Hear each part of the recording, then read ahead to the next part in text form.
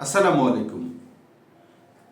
Bank হিসাব খোলার জন্য কি কি প্রয়োজনীয় কাগজপত্রাদি লাগে আমরা সেই নিয়ে আলোচনা করব। কে ব্যাংক হিসাব খুলতে পারবে, কে ব্যাংক হিসাব খুলতে পারবে না, সেই বিষয়গুলো নিয়ে আজকের ভিডিওতে আমরা আলোচনা করব। 18 বছর ঊর্ধ্বে বাংলাদেশের সকল নাগরিক বাংলাদেশের যে কোনো ব্যাংকে হিসাব খুলতে পারবে।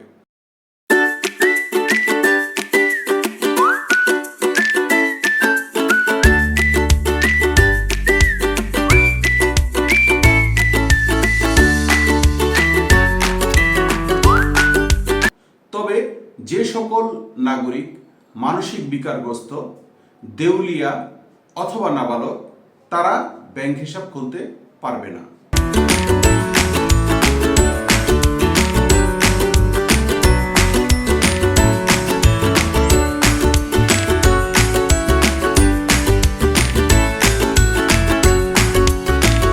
তারা ব্যাংক হিসাব খোলার জন্য অযোগ্য ব্যক্তি হিসাবে গণ্য হবে। তবে নাবালকদের জন্য স্টুডেন্ট হিসাব খোলার বর্তমানে একটা প্রচলন রয়েছে। তো সেই ক্ষেত্রে একজন অভিভাবক হিসাবে 18 বছর ঊর্ধ্বে কোনো ব্যক্তিকে সেখানে দেওয়া হয়। সেখানে পিতা, মাতা অথবা তার গার্ডিয়ান হিসাবে যে কেউ কোনো ব্যক্তি হিসাবটি পরিচালনার জন্য থাকতে পারবে। ব্যাংক হিসাব খোলার জন্য কি কি প্রয়োজন?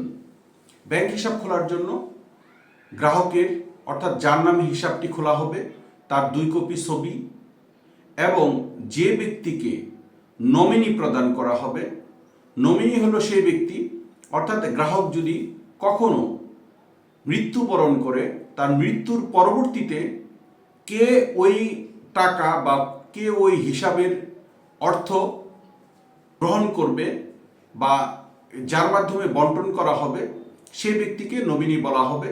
সেই নমিনি 1 কপি ছবি, গ্রাহকের ন্যাশনাল আইডি কার্ড, জাতীয় পরিচয়পত্র যাকে বলি, অথবা পাসপোর্ট অথবা ড্রাইভিং লাইসেন্স অথবা জন্ম নিবন্ধন সনদ, এর যে কোনো একটি দিতে হবে।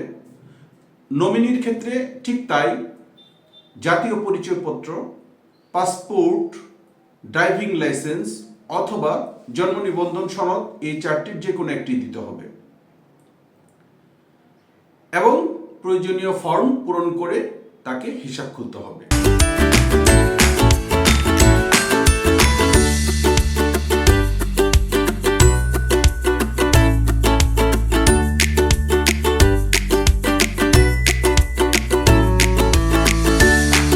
হিসাব খোলার জন্য ব্যাংকের যে শর্তগুলি রয়েছে সেই শর্তগুলি পরিপালন করতে হবে এবং তার ট্রানজ্যাকশন কী ধরনের সে ট্রানজ্যাকশন করবে সে বর্ণনাগুলি তাকে দিতে হবে। তার সাথে কমিউনিকেশনের জন্য বা যোগাযোগের জন্য মোবাইল নাম্বার দিতে হবে, তার স্থায়ী ঠিকানা এবং বর্তমান ঠিকানা দিতে হবে, তার আয়ের উৎস, কোথায় থেকে সে এই সঞ্চয় হিসাবে তার টাকাগুলি জমা করবে সে আয়ের উৎস দিতে হবে, কত টাকা সে মাসিক ট্রানজ্যাকশন করতে পারবে তার একটা ধারণা দিতে হবে, তার ইনকাম অনুপাতে তার ট্রানজ্যাকশনগুলো সামঞ্জস্য কিনা সেটা তাকে বর্ণনা করতে হবে।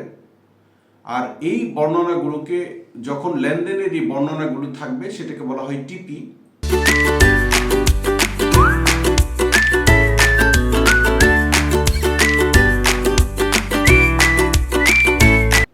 এবং গ্রাহক সম্পর্কে যে একটি ফর্ম পূরণ করতে হবে তাকে বলা হয় KYC, নো ইওর কাস্টমার, অর্থাৎ ব্যাংক কাস্টমারকে জানার জন্য একটা ফর্ম সরবরাহ করবে, নো ইওর কাস্টমার, সেটা অ্যাকাউন্ট ওপেনিং ফর্মের সাথে সংযুক্ত থাকে।